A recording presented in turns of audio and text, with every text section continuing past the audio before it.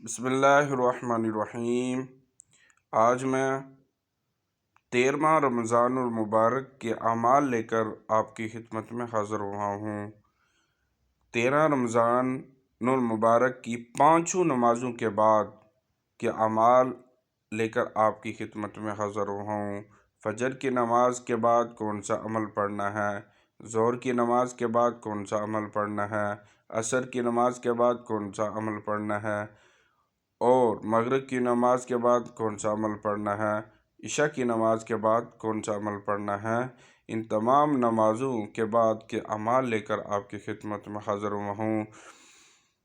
جب آپ فجر کی نماز پڑھ لیں، فجر کی نماز پڑھنے کے بعد اپنی جگہ پر بیٹھے رہنا ہے، قبلہ رو ہو کر یہ والی سورۃ الجمعہ کی آیت نمبر 4، سورۃ جمعہ کی آیت نمبر 4 33 مرتبہ پڑھنی ہے۔ ذَلِكَ فَضْلُ اللَّهِ يُؤْتِيهِ مَن يَشَاءُ وَاللَّهُ ذُو الْفَضْلِ الْعَظِيمِ، یہ 33 مرتبہ پڑھنی ہے۔ اور جب آپ ظہر کی نماز پڑھ لیں، ظہر کی نماز پڑھنے کے بعد اپنی جگہ پر بیٹھ کر سورۃ فلق 47 مرتبہ آپ نے پڑھنی ہے۔ بسم اللہ الرحمن الرحیم۔ قل اعوذ برب الفلق من شر ما خلق ومن شر غاسق اذا وقب ومن شر النفاثات في العقد ومن شر حاسد اذا حسد، 47 مرتبہ آپ نے سورۃ فلق پڑھنی ہے۔ اور جب آپ عصر کی نماز پڑھ لیں، اور عصر کی نماز پڑھنے کے بعد اپنی جگہ پر بیٹھ کر سورۃ الناس 47 مرتبہ پڑھنی ہے۔ بسم اللہ الرحمن الرحیم۔ قل اعوذ برب الناس ملک الناس الہ الناس من شر الوسواس الخناس الذي يوسوس في صدور الناس من الجنة والناس، 47 مرتبہ آپ نے پڑھنے ہے۔ اور جب آپ مغرب کی نماز پڑھ لیں، مغرب کی نماز کے بعد دعائے نجات، دنیا اور آخرت کی نجات کے لیے یہ دعا آپ نے 11 مرتبہ پڑھنی ہے۔ ربنا آتنا فی الدنیا حسنۃ وفی الآخرۃ حسنۃ وقنا عذاب النار، 11 مرتبہ پڑھنی ہے۔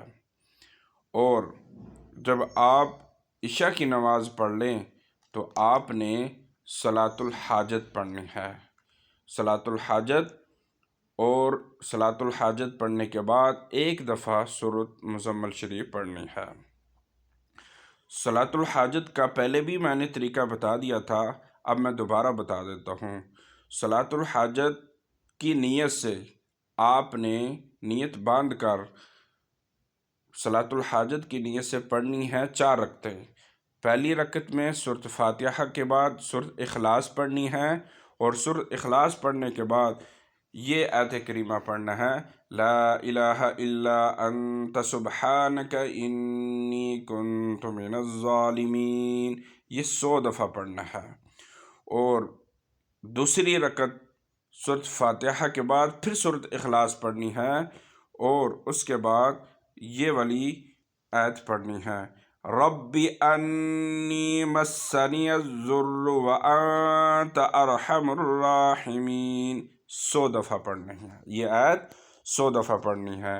اسی طرح جب تیسری رکعت پڑھیں، سورۃ فاتحہ کے بعد پھر سورۃ اخلاص ہی پڑھنی ہے، اور سورۃ اخلاص پڑھنے کے بعد یہ والی آیت آپ نے 100 دفعہ پڑھنی ہے، وَأُفَوِّضُ أَمْرِي إِلَى اللَّهِ إِنَّ اللَّهَ بَصِيرٌ بِالْعِبَادِ۔